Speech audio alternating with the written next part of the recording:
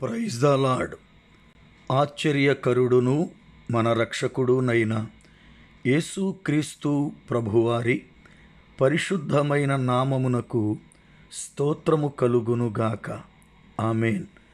ప్రభునందు ప్రియులారా, ఈ దినము అక్టోబర్ 8 మంగళవారపు ఉదయకాలము వేళ దేవుని వాక్యము వింటున్న మీ అందరికీ దైవజనునిగా నా హృదయపూర్వకమైన శుభములు. దేవుని కృపావాత్సల్యమును బట్టి ప్రభువు మనలను ప్రేమించి ప్రతిదినం ఆయన మాటలు వినడానికి కృపనిస్తున్నారు. రండి, ఈ దినము కూడా వాక్యమును చదువుకొని ఆయన జీవము గల మాటలు మనం విందాం. కీర్తన గ్రంథము 35వ కీర్తన 22వ చరణం. యెహోవా, అది నీకే కనబడుచున్నది గదా, మౌనముగా నుండకుము. నా ప్రభువా, నాకు దూరముగా నుండకుము. ప్రార్థన. పరిశుద్ధుడవైన మా పరమ తండ్రి, మీకు వందనాలు, స్తోత్రాలు చెల్లిస్తున్నాను. మీ కృపదనుక మమ్ములను ప్రేమించి మాతో ప్రతిదినం మీ వాక్యము ద్వారా మాట్లాడుచున్నందుకు వందనాలు. దేవా, ఈ దినము కూడా మీరు మాట్లాడుతుండగా మమ్ములను బలపరచండి. వినగలిగిన హృదయం మాకు అనుగ్రహించండి. వాక్యము వింటున్న బిడ్డల కుటుంబాలను మీరు దీవించండి. క్షేమాభివృద్ధిని కలిగించండి. ఎంతోమంది జీవితాలలో సమాధానం, నెమ్మది లేక నశిస్తున్నారు. రక్షణ, ఆనందము లేక పాడైపోతున్నారు. కుటుంబాలకు సమాధానము దయచేయండి. నెమ్మదిని, శాంతిని అనుగ్రహించండి. అనారోగ్యతతో ఉన్నవారిని లేవనెత్తండి. ఆత్మీయ స్థితిలో పడిపోయిన వారిని బలపరచండి. యేసు నామమున ప్రార్థిస్తున్నాను పరమ తండ్రి. ఆమేన్. ఈ యూట్యూబ్ ఛానల్ని సబ్స్క్రైబు చేయండి, లైక్ చేయండి, షేర్ చేయండి. ప్రక్కనే ఉన్న బెల్ గుర్తును ప్రెస్ చేయండి. ప్రభువు కృప మీ అందరికీ తోడైయుండునుగాక. ఆమేన్. ప్రియులారా, దావీదు దేవునితో మాట్లాడుతూ, దేవా, నన్ను వాళ్ళు ఎలా ఎగతాళి చేస్తున్నారో, నన్ను ఎలా బాధిస్తున్నారో, నా ఎడల వారు ఎలా ప్రవర్తిస్తున్నారో అన్నీ కూడా నీకు కనబడుతున్నాయి కదా.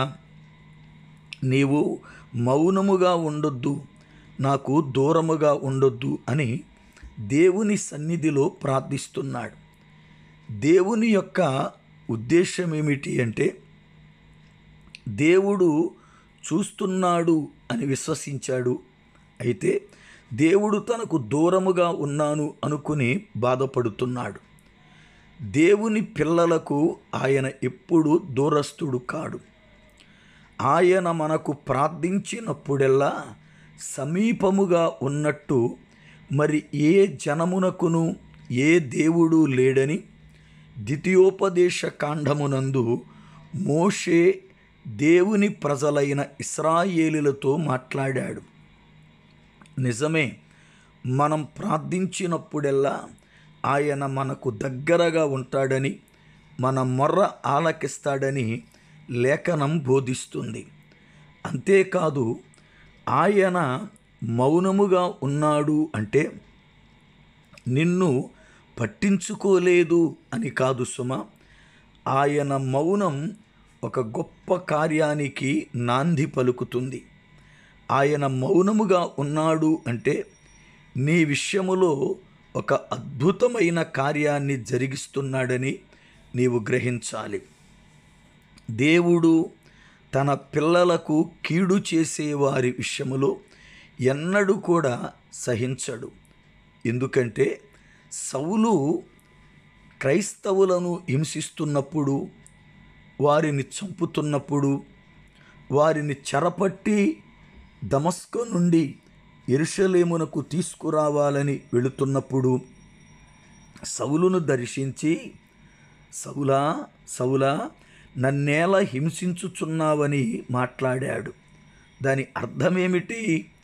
ఆయన ప్రజలను ఎవరైనా బాధ పెడితే వారు దేవునిని బాధ పెట్టినట్లే అని అర్థం. మన విషయంలో మనల్ని ఇతరులు బాధ పెడితే దేవుడు చూస్తున్నాడు అని అనుకోవద్దు. మన బాధను ఆయన భరిస్తున్నాడని, మనకు కలిగిన గాయాలను ఆయన అనుభవిస్తున్నాడని మనము గ్రహించాలి. మౌనముగా ఉండడం అనేది చాలామంది చాతగాని తనము కింద లెక్కిస్తారు. కానీ దేవుని మౌనము ఒక గొప్ప కార్యానికి తెరతీస్తుంది. ఆయన ప్రతి విషయములో మనుషుని వలె గొడవపడడు, మనుషుల వలె ఆతురపడడు, మనుషుని వలె కోపపడడు. ఆయన ప్రతి విషయాన్ని ఆలోచించి ఏ సమయానికి ఏ కార్యము జరగాలో దానిని ఖచ్చితముగా నెరవేర్చువాడై ఉన్నాడు. ఆయన చూచుచున్న దేవుడు. నిన్ను ఎవరు బాధిస్తున్నారో, నిన్ను ఎవరు గాయపరుస్తున్నారో, నిన్ను ఎవరు ఊరకనే దూషిస్తున్నారో, నీ పైన ఎవరు లేనిపోని నిందలు సాడీలు వేస్తున్నారో, వీటన్నిటినీ ప్రభువు చూస్తూ మౌనం వహిస్తున్నాడు. ఎందుకంటే వారు ఎంతకాలం నా బిడ్డలను వాళ్ళు హింసిస్తారు, ఎంతకాలం వారు నా బిడ్డలు నిందిస్తారని ఆయన కనిపెడుతూ ఉన్నాడు. తగిన కాలమునందు ఖచ్చితముగా ఆయన తీర్పు తీరుస్తాడు.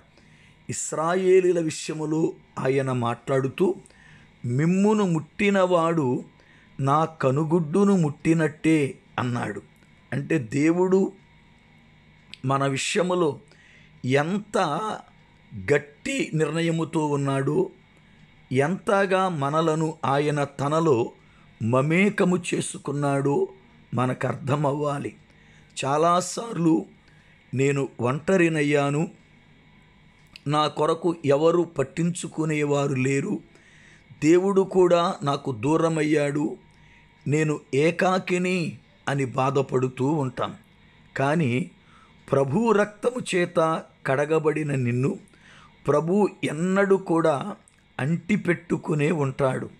ఎన్నడూ నిన్ను ఒంటరిగా విడిచిపెట్టడు. నీకు తోడుగా ఉంటాడు, నీకు నీడగా ఉంటాడు, తనలో నిన్ను భద్రపరచుకుంటాడు. అయితే శ్రమలలో కొంత ఓర్పు నీకు అవసరమని, ఓర్పు వలన గొప్ప దీవెన నీకు కలిగించాలని ప్రభువే కొన్ని పర్యాయాలు శ్రమలకు అనుమతిస్తాడు. మనం ఆ శ్రమలను చూచి భయపడిపోతూ, కలవరపడిపోతూ, శ్రమల వల్ల నాకేదో జరిగిపోతుందని కృంగిపోతూ, కన్నీరు కారుస్తూ దుఃఖపడుతూ ఉంటాం. ప్రభువు మనల్ని ఓదారుస్తూ, భయపడవద్దు, నేనున్నాను కదా అని అభయమిస్తాడు. మన యొక్క జీవితములో ఆయన మనకు ఆశ్రయదుర్గం, ఆయన మన కన్నీరు తుడిచే గొప్ప ఆదరణకర్త. దావీదు వలె శత్రువులు నిన్ను ఉట్టి కారణము చేత నిందిస్తున్నారా, బాధ పెడుతున్నారా, నువ్వు చేస్తున్న పనిని పాడు చేస్తున్నారా, నీ పరిస్థితులను గలిబిలి చేసి నిన్ను కృంగదీస్తున్నారా? భయపడకు, ధైర్యాన్ని విడవకు, ప్రభువు పైన ఆనుకో. ఖచ్చితముగా ప్రభువు నీ జీవితములో గొప్ప ఉన్నతమైన కార్యాన్ని చేస్తాడు. ఆయన మౌనముగా ఉండే దేవుడు మాత్రము కాదు. దావీదు భార్య మీకాలు దావీదుని హీనపరచింది, దావీదుని చాలా అవమానపరచింది. చెలికత్తెల ముందు అతన్ని చాలా హీనముగా చూసింది. దావీదు పట్టించుకోలా. నీవేమైనా అనుకో, నా దేవుని విషయంలో నేను ఇంతకన్నా క్రిందకు దిగి చేయగలను అన్నాడు. కానీ దేవుని పిల్లలుగా మనం ఊరుకున్నా, మనము సహించినా, ఆయన మన కాపరి గనుక ఆయన ఊరుకోడు. మీకాలు గర్భాన్ని మూసి జీవిత కాలమంతయు కూడా పిల్లలు లేకుండా గొడ్రాలుగా మిగిల్చాడు. ఆమె జీవితం నిందాస్పదపు పాలైపోయింది. గనుక దేవుని పిల్లలుగా దేవుడు నీ విషయములో మౌనముగా ఉన్నాడు, ఏమీ కలిగించుకోవటం లేదు, నాకు దూరమైపోయాడు అని ఎప్పుడూ కూడా కలత చెందవద్దు. ఆయన మనకు సమీపమున ఉన్న దేవుడు, మన మొర్రను ఆలకించే దేవుడు, మనతో ఉండి మన కన్నీటిని తుడిచే దేవుడు ఆయన. దేవుని బిడ్డగా నీ ఆత్మీయ జీవితాన్ని కలవరపరచాలని, పాడు చేయాలని అపవాది రకరకాల ప్రయత్నాలు చేస్తాడు. అయితే ఆ ప్రయత్నాలలో నీవు కృంగిపోయి కలత చెంది దేవుడు నాకు దూరమైపోయాడేమో అనుకుని భయపడవద్దు. ఆయన నీ ప్రక్కనే ఉన్నాడు, నీతోనే ఉన్నాడు, నిన్ను నిత్యము కూడా కనిపెడుతూ చూస్తున్నాడు. అపవాది శోధనలు ఎన్ని కలిగినా, నీ జీవితములో ఎలాంటి విపత్కర పరిస్థితులు ఎదురైనా నీకు ఆశ్రయదుర్గము, నీకు కేడెము ఆయనే. వాక్యం బోధిస్తుంది, ఎవని మనస్సు నీ మీద ఆనుకొనునో వానిని నీవు పూర్ణశాంతి గలవానిగా చేయుదువు అని. దేవుని పిల్లలుగా కలవరాలను, భయాలను ప్రక్కన పెట్టి మనము ఆయన పైన సంపూర్ణముగా ఆనుకున్నప్పుడు ఖచ్చితముగా దేవుడు మన జీవితములో ఉన్నత కార్యాన్ని చేస్తాడు. మన జీవితములో జరిగే కార్యాలను కన్నులారా చూచి నోరారా హృదయపూర్వకముగా ఆయనను మనము స్తుతిస్తాం. అట్టి గొప్ప కృప ప్రభువు మన అందరికీ దయచేయునుగాక. ఆమేన్.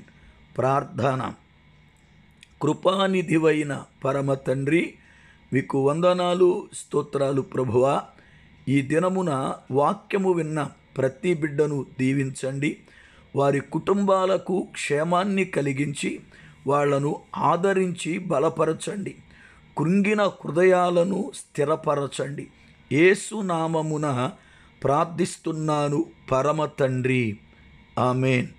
మన పరమ తండ్రి అయిన దేవుని ప్రేమ, ఆయన కుమారుడు మన రక్షకుడైన ప్రభువారి కృప, పరిశుద్ధాత్మ దేవుని యొక్క అన్యోన్య సహవాసము, ఆయన సన్నిధి మనకు సదాకాలము తోడయుండి మనలను నడిపించునుగాక.